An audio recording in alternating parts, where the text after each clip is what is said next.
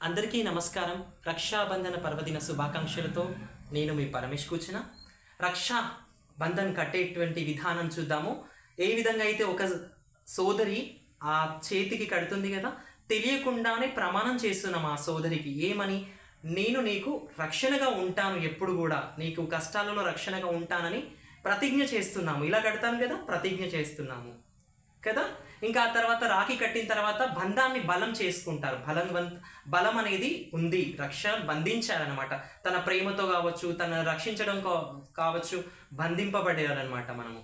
అదేవిధంగా ఆ తర్వాత తిలకం పెడతారు. తిలకం అంటే ఏంటి? మనం విజయానికి గుర్తు. ఎప్పుడు కూడా మనం విజయవంతంగా ఉండడానికి గుర్తు. ఇంకేం చేస్తుంది? మనకి మిఠాయి తినిపిస్తారు కదా రక్షణ కట్టుకున్న తర్వాత. మిఠాయి ఏంటంటే సుఖ సంతోషాలు ఉండడానికి గుర్తు. ఆ తర్వాత ఏం చేస్తుంది? హారతి ఇస్తారు కదా ఆ సోదరి. హారతి ఇవ్వడం అంటే ఏంటి? మనం ఎప్పుడు సుఖ సంతోషాలతో నిండుగా ఉండడానికి గుర్తు.